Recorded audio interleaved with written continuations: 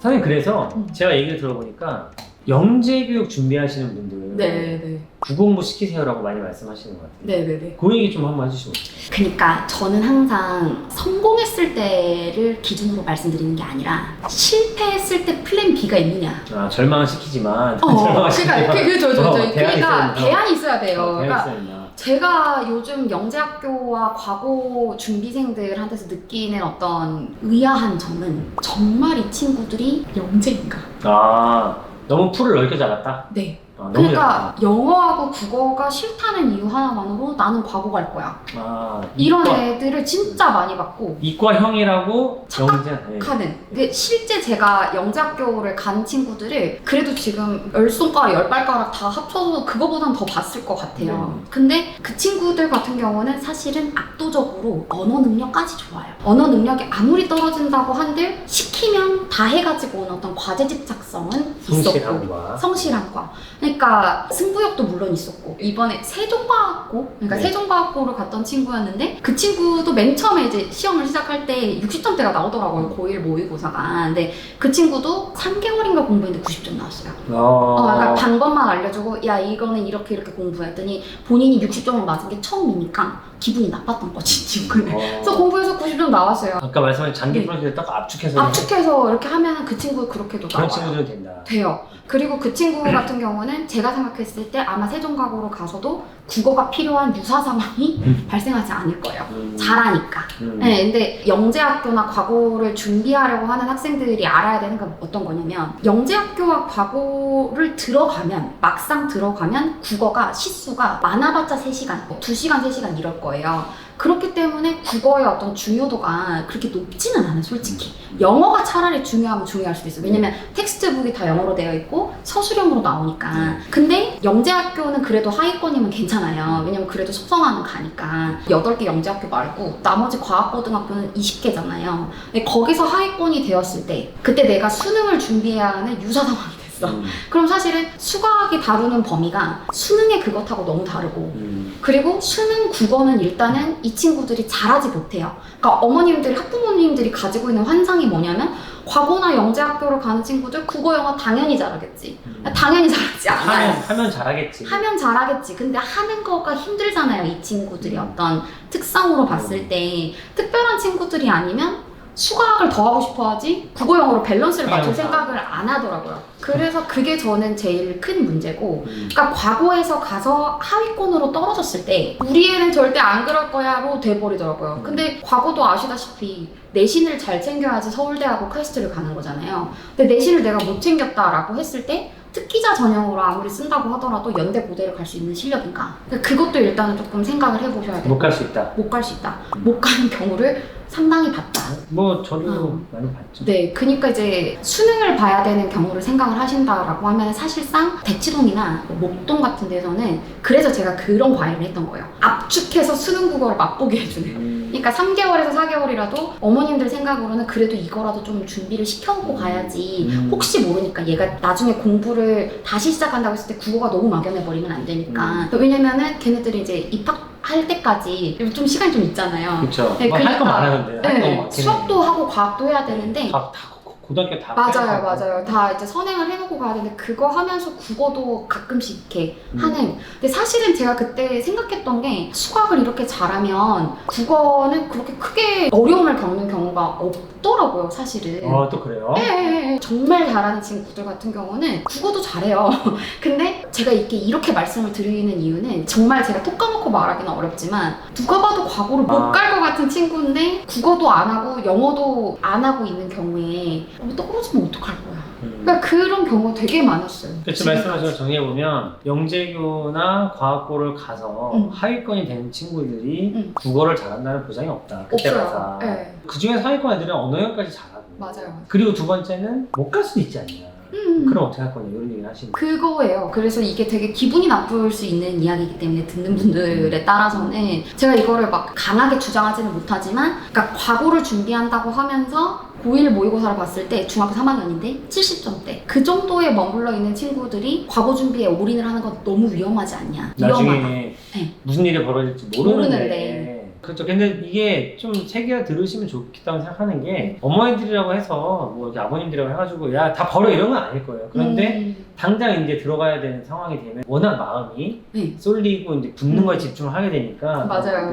이런 생각을 할 수밖에 없다는 말씀이죠. 그렇죠. 그러니까 이제 그런 경우라고 하면은 애가 수학에 엄청난 재능을 보이고 있다 하더라도 대학 입시를 생각한다면, 특히 한국식 대학 입시를 생각한다면 국어하고 영어하고의 밸런스를 맞춰주려는 노력을 꼭 하셔야 돼요. 말씀하신 거 들으면 영어와 국어의 밸런스 그게 정말 중요하고, 그리고 이제 제가 생각했을 때는 연구자가 만약에 된다고 하더라도 내가 어떤 업적을 인정받는 거는 말하고 글로 인정을 받을 수밖에 없거든요. 그래서 그걸 또 생각한다고 하면은 어머니들이 좀 생각하셔야 될 게 글쓰기라든지 아니면 국어 실력의 전반적인 그런 것도 좀 생각을 하셔야죠. 장기적으로 보면. 그리고 저는 진짜 공감하는 게 국어가 안 되면 다른 공부가 너무 힘들어요. 맞아요. 이 학습 능력이 너무 차이가 나는데 어렸을 때부터 수학과학을 풀어온 친구들이 제가 이제 특징이 뭐냐면은 얘가 이제 문장을 어려워해요. 그럼 이제 어머니들이나 옆에서 가르치시는 분들이 아 얘가 문장을 이해 못하니까 문장을 해석해줘요. 그럼 이제 어떤 일이 벌어지는 거냐면 이 아이의 못하는 부분은 우리가 대신해주고 잘하는 부분만 계속하고 있는 거죠. 맞아요. 그냥 문장을 해석해주고 풀어오면 잘 풀지. 근데 문제는 얘가 어려워하는 건 문장 해석이잖아요. 네. 어렸을 때는 별거 아닌 부분이다. 네네네. 나이가 들고 문자를 많이 접하다 보면 괜찮아진다고 하는데 안 좋아져요.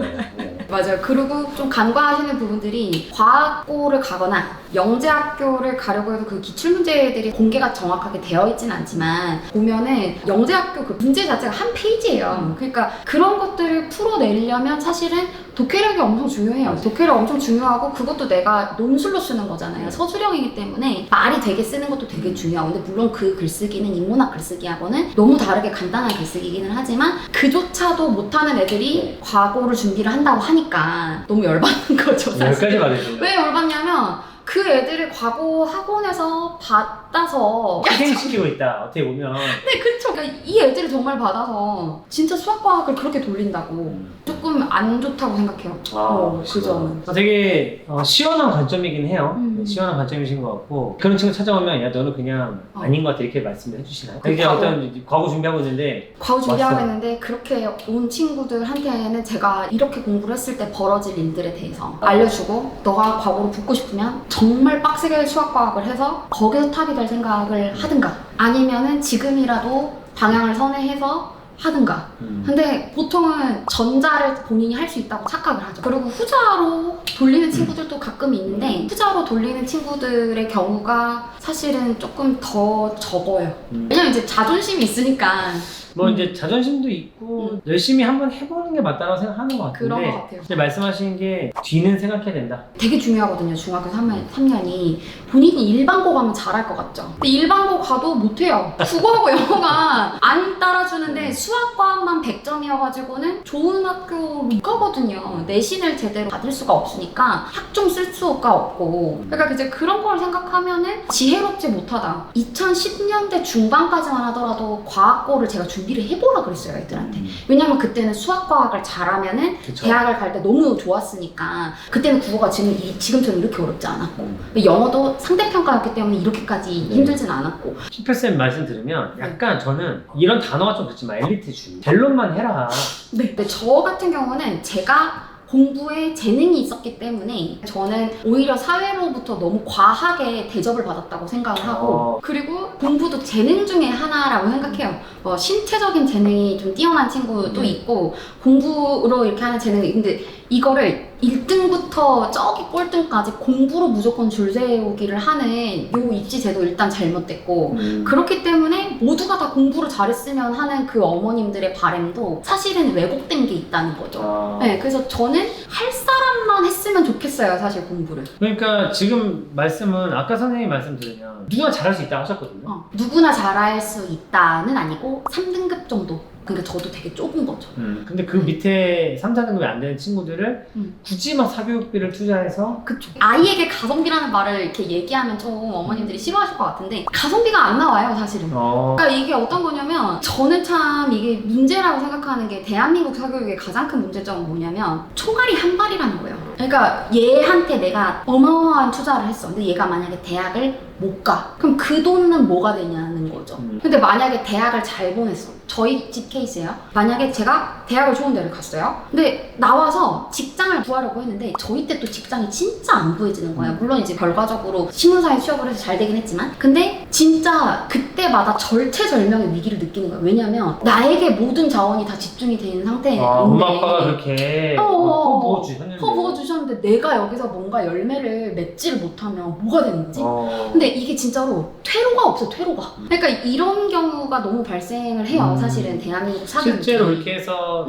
대학에 못 가거나 직장 잘 못 가는 친구들이 있으니까. 그리고 요즘은 뭐 고려대 나오고 서울대 나오고 막 이런다고 해도 취직이 보장이 되는 시대는 이제 끝났단 말이에요. 사실은 거기서부터 또 시작이기 때문에. 그러니까 학벌을 하나를 만들어주기 위해서 이 아이에게 가족의 자원을 다 갖다 쏟아 부었을 때 그때 그 뒤도 생각을 하셔야 된다는 거예요. 그러니까 저는 참 애들한테도 항상 하는 얘기가 니네가 이렇게 토요일 일요일에 나와가지고 이 귀한 시간을 쓰는데 너네가 생각하는 좋은 대학의 기준이 뭔지는 모르지만 이렇게 얘기해도 되나? 문과 기준으로 봤을 때 학벌로 뭔가를 하고 싶다. 서울대 고대 연대 아니면 문과 기준으로는 조금 어렵다. 왜냐면 제가 나와서 느낀 거예요. 그러니까 애들한테도 공부를 할 거면 정확하게 내가 여기서 정말 뭔가를 해보겠다라는 각오로 하고 그게 아니다라고 하면은 공부를 어느 정도까지 적당하게 하는데 다른 내가 뭔가를 생각을 한다고 하면 그것을 해라. 거꾸로 얘기하면 제대로 해라는 얘기가 되는 거예요. 제대로 해라. 네, 할 거라면 제대로. 일단 3등급이 될 수 있는 소양을 만들어 놓고 네. 그 다음에 달려라. 근데 3등급 소양 만들 수 있는 거는 그렇게 어렵지 않아요. 그러면서 이제 학원의 어떤 책임 전달을 하는 그러니까 선생님 강의가 별로다. 사실 강의는 다 비슷비슷해요.